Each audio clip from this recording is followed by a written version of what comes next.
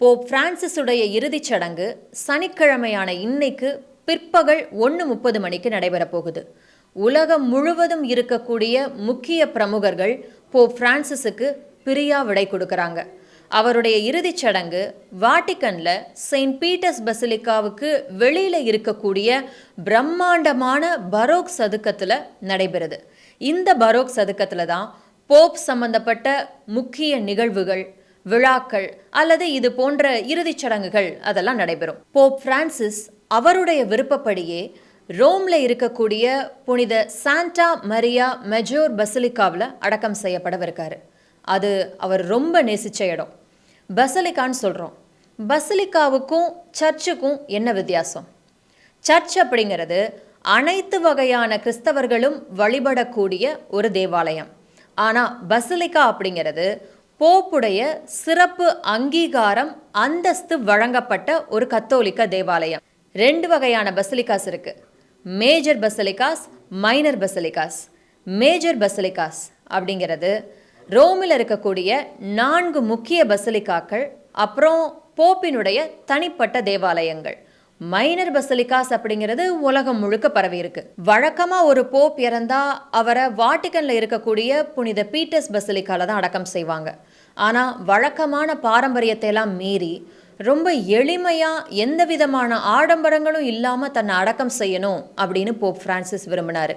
தரையில தான் கல்லறை இருக்கணும், எந்த மாதிரியான அலங்காரங்களும் இருக்கக்கூடாது, பிரான்சிஸ்கஸ் அப்படின்னு லத்தீன்ல கல்வெட்டு வைக்கப்படணும் அப்படிங்கிறது தான் போப் பிரான்சிஸுடைய விருப்பம். போப் பிரான்சிஸ் அடக்கம் செய்யப்படவிருக்க புனித சாண்டா மரியா மெஜோர் பசிலிக்கா எந்த இடத்துல இருக்கு அப்படின்னு சொல்லி பார்க்கலாம். உலகத்திலேயே மிகச்சிறிய நாடு வாட்டிக்கன் நகரம் தான் அப்படிங்கிறது நம்ம எல்லாருக்குமே தெரியும். அந்த வாட்டிக்கன் சுவரை விட்டு வெளியில வந்தா திபர் ஆற்றை கடந்து இத்தாலி நாட்டின் தலைநகர் ரோமுக்குள்ள இந்த பசிலிக்கா அமைஞ்சிருக்கு. புனித பீட்டர்ஸ் பசிலிக்காவுக்கும் புனித சாண்டா மரியா மெஜோர் பசிலிக்காவுக்கும் இடைப்பட்ட தூரம் எவ்வளோ அப்படின்னா வெறும் 4.5 கிலோமீட்டர் தூரம் தான். முதல்ல மறைந்த போப்புடைய உடல் அவர் போப்பாண்டவராக இருந்த காலத்தில் அவர் வாழ்ந்த வாட்டிக்கன் நகரத்தில் இருக்க விருந்தினர் மாளிகையான காசா சாண்டா மாட்டா தேவாலயத்திலிருந்து புனித பீட்டர்ஸ் பசிலிக்காவுக்கு கொண்டு வரப்பட்டுச்சு. முதல் போப்பான புனித பீட்டரோட கல்லறைக்கு மேலே பசிலிக்காவுடைய பிரதான பலிபீடமான ஆல்டர் ஆஃப் த கன்ஃபெஷன்ல போப் பிரான்சிஸினுடைய உடல் வைக்கப்பட்டிருக்கு. இரவு பகல் பாராம பல்லாயிரக்கணக்கான மக்கள் அஞ்சலி செலுத்தினாங்க. இன்னும் பல்லாயிரக்கணக்கானோர் வருவாங்க அப்படின்னு சொல்லி எதிர்பார்க்கப்படுது. 2023 வருஷம் போப் பெனடிக்டுடைய இறுதிச் சடங்குல கிட்டத்தட்ட 50,000 பேர் கலந்துக்கிட்டாங்க. அதே சமயம் 2005 போப் ஜான் பாலுடைய இறுதிச் சடங்குல கிட்டத்தட்ட 3 லட்சம் பேர் பங்கேற்றாங்க. வாட்டிக்கன் செயின்ட் பீட்டர்ஸ் சதுக்கத்தில் நடைபெறக்கூடிய இறுதிச் சடங்குல அமெரிக்க அதிபர் ட்ரம்ப், பிரான்ஸ் அதிபர் இமானுவேல் மேக்ரான், பிரேசில் அதிபர் சில்வா, ஸ்பெயின் மன்னர், யுக்ரைன் அதிபர் ஜெலன்ஸ்கி உள்ளிட்ட கிட்டத்தட்ட 170 நாடுகளைச் சேர்ந்த உலக தலைவர்களும், நம்ம குடியரசுத் தலைவர் திரௌபதி முர்மு, அமைச்சர் நாசர், எம்எல்ஏ இனிகோ எஸ் இருதயராஜ் உள்ளிட்டோரும் கலந்துக்க இருக்காங்க. ரஷ்ய அதிபர் புதின் இதில் பங்கேற்க மாட்டார் அப்படின்னு சொல்லப்படுது. யுக்ரைன் போர் விவகாரத்தில் சர்வதேச குற்றவியல் நீதிமன்றம் புட்டினுக்கு கைது வாரண்ட் பிறப்பிச்சிருக்கு. சர்வதேச குற்றவியல் நீதிமன்றத்தில் 125 உறுப்பு நாடுகள் இருக்கு. அதில் ஒன்றான இத்தாலியினுடைய காவல்துறை புதின் வந்தாரு அப்படின்னா அவரை கைது செய்ய வாய்ப்பு இருக்கு அப்படிங்கிறதால அவர் இதில் கலந்துக்க மாட்டாரு அப்படின்னு சொல்லப்படுது. நேற்று இரவே போப்புடைய இறுதிச் சடங்கிற்கான எல்லா பணிகளும் துவங்கப்பட்டாச்சு. போப்பினுடைய சவப்பெட்டி முத்திரையிடப்பட்டுச்சு. போப் பிரான்சிஸுடைய இறுதிச் சடங்குல பெரும்பாலான வழிபாட்டு நெறிமுறைகள் புனித பீட்டர்ஸ் சதுக்கத்துக்கு வெளியில நடந்தாலும் இறுதி அஞ்சலி செலுத்துறதுக்கு புனித பீட்டர்ஸ் பசிலிக்காவுக்குள்ள கொண்டு வருவாங்க. ஆர்டோ எக்ஸிக்யூரம் ரொமானி பாண்டிஃபிசிஸ் அப்படிங்கிறது ஒரு வழிபாட்டு புத்தகம். அதில் குறிப்பிட்டிருக்கப்படி தான் சடங்குகளை பின்பற்றி இறுதிச் சடங்குகள் நடத்தப்படும் அப்படின்னு வாட்டிக்கன் அறிவிச்சிருக்கு. ரோம்ல ஷார்ப் ஷூட்டர்ஸ், சிறப்பு படைகள் உட்பட 2000க்கும் அதிகமான காவல்துறை அதிகாரிகள் பணியமர்த்தப்பட்டு பலத்த பாதுகாப்பு போடப்பட்டிருக்கு. 400க்கும் அதிகமான போக்குவரத்து காவல்துறையினரும் பணியில் இருக்காங்க. அங்க ஏர் ஸ்பேஸ் நேற்று இரவே மூடப்பட்டாச்சு. பயங்கரவாத எதிர்ப்பு போலீசார், அப்புறம் ஆன்டி ட்ரோன் ஆஃபீஸர்ஸ், ரகசியமா ரோந்து பணியில ஈடுபட்டிருக்காங்க.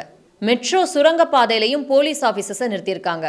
அதே போல கட்டடங்களோட ரூஃப் மேற்கூரையில ஷார்ப் ஷூட்டர்ஸை நிப்பாட்டியிருக்காங்க. ஏன்னா உலகம் முழுவதும் இருந்தும் பல நாடுகளைச் சேர்ந்த உலக தலைவர்கள் வர்றாங்க, பொதுமக்கள் கூட்டமும் அதிகமாக இருக்கும். அப்படிங்கிறதால இவ்வளோ பாதுகாப்பு போடப்பட்டிருக்கு. ரோம் காவல்துறை மட்டுமில்லாம வாட்டிகனோட சொந்த பாதுகாப்பு படையும் நிலைநிறுத்தப்பட்டிருக்கு. அவங்க ரோம் காவல்துறையோட இணைஞ்சு செயல்படுவாங்க. வாட்டிகன் நகரத்திலையும் ஒரு கமாண்ட் சென்டர் நிறுவப்பட்டிருக்கு. ஸோ இதெல்லாம் தான் அங்கு செய்யப்பட்டுள்ள பலத்த பாதுகாப்பு ஏற்பாடுகள். நேரம் ஆக கூட்டமும் அதிகமாயிட்டே இருக்கு.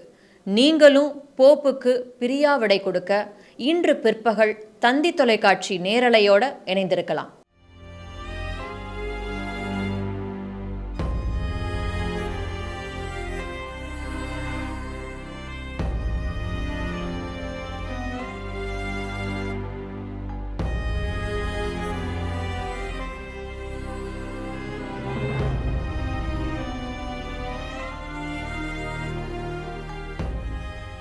நூற்று 40 கோடி கத்தோலிக்க கிறிஸ்தவர்களின் தலைவரான போப் பிரான்சிஸ் காலமானார்.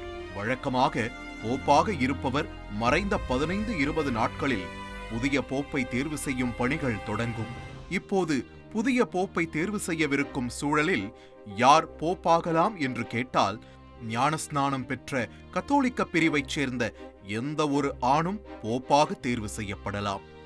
ஆனால் பெரும்பாலும் கத்தோலிக்க திருச்சபையில் கார்டினல் பொறுப்பில் இருப்பவர்களே போப்பாக தேர்வு செய்யப்பட்டு வருகிறார்கள். போப் ஒருவரை தேர்வு செய்ய பல நூற்றாண்டு காலமாகவே பாரம்பரிய நடைமுறை இருக்கிறது. போப்பை தேர்வு செய்ய ரகசியமாக வாக்கெடுப்பு நடைபெறும்.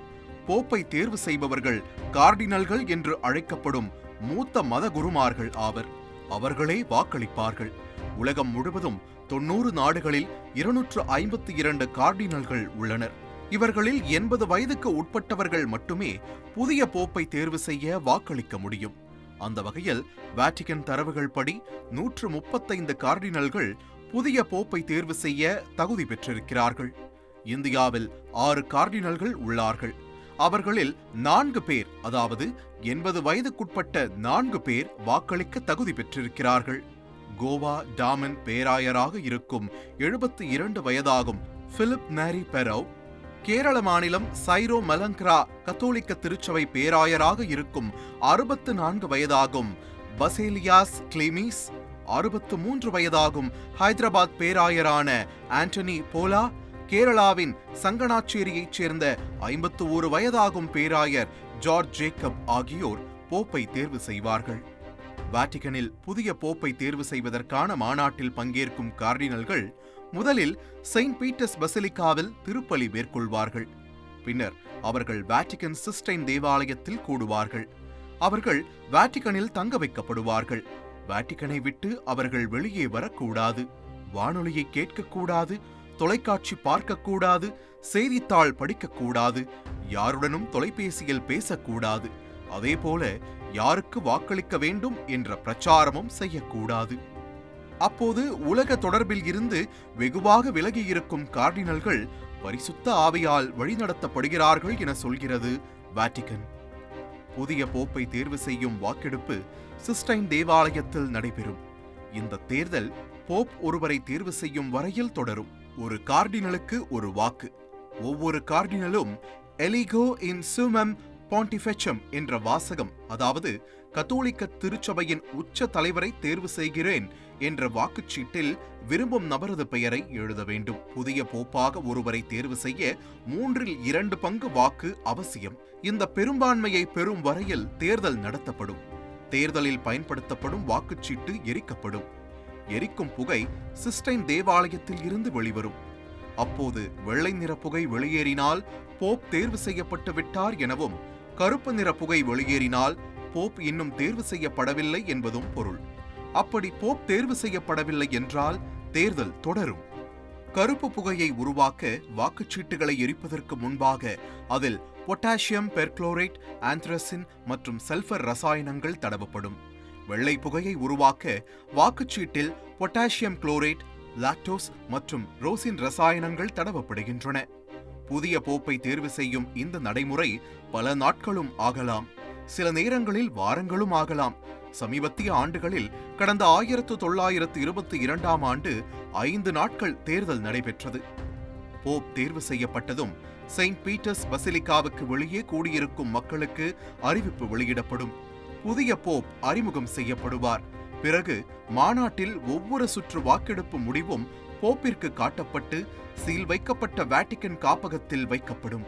பிறகு போப் உத்தரவு பெயரிலேயே அதை திறக்க முடியும். இத்தாலியைச் சேர்ந்த 70 வயதாகும் பியட்ரோ பாரோலின் அடுத்த போப்புக்கான போட்டியில் முன்வரிசையில் இருப்பதாக கூறப்படுகிறது. 2013ஆம் ஆண்டு முதல் வாட்டிகனின் மாநில செயலாளராக இவர் பணியாற்றி வருகிறார். இந்த பொறுப்பில் இருப்பவர்கள் பெரும்பாலும் துணை போப் என்றே அழைக்கப்படுவர். பிலிப்பைன்ஸ் நாட்டைச் சேர்ந்த 67 வயதாகும் லூயி டாகில், ஆப்பிரிக்க நாடான கானாவைச் சேர்ந்த பீட்டர் டர்க்சன், ஹங்கேரியைச் சேர்ந்த பீட்டர் எர்டோ ஆகியோர் போட்டியில் உள்ளனர். இத்தாலியைச் சேர்ந்த மாட்டியோ ஜூப்பி, போர்ச்சுகலைச் சேர்ந்த ஜோசே டோலாண்டினோ, மால்டாவைச் சேர்ந்த மாரியோ கிரெச், இத்தாலியைச் சேர்ந்த பியர் பத்தீஸ்தா பிட்சபலா ஆகியோர் புதிய போப் ரேஸில் முன்வரிசையில் இருப்பவர்கள் என்று பார்க்கப்படுகிறது. ரோமன் கத்தோலிக்க திருச்சபைக்கு ஒரு புதிய தலைவரை, அதாவது புதிய போப்பாக யார் தேர்வு செய்யப்பட உள்ளார் என்ற எதிர்பார்ப்பு 140 கோடி கத்தோலிக்க கிறிஸ்தவர்கள் மத்தியில் அதிகரித்துள்ளது.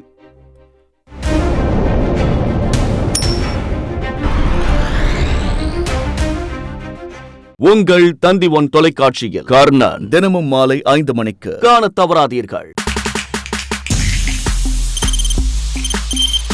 தவிர்க்க முடியாத தம்ப்நெயில்ஸ், கலக்கலான கண்டென்ட்ஸ், சினிமாவும் சீரியஸ் பிரச்சனைகளும், சும்மாவே ராம் சரண் தளபதி விஜய் எப்படா பெரிய கலகலப்பும் கைகலப்பும். Me too love you, thank you sir. அவருக்கு அந்த மாஸ் ஏத்துறது தியேட்டர் தெரிக்குதுனாலே டன் தான்.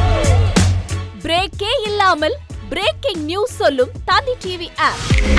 இன்ஸ்டா தலைமுறை வரை இறங்கி அடிக்கும் தந்தி டிவியின் டிஜிட்டல் எக்ஸ்க்ளூசிவ். பாடி காமிச்சிட்டீங்க. அது அதை விட மோசம். இல்ல பாடி காமிச்சிட்டீங்கன்னா அது இன்னும் வெரி பேட். தந்தி டிவி ஆப்பை இலவசமா டவுன்லோட் செய்யுங்க. ஃபாலோ பண்ணுங்க, சப்ஸ்கிரைப் பண்ணுங்க, என்ஜாய் பண்ணுங்க.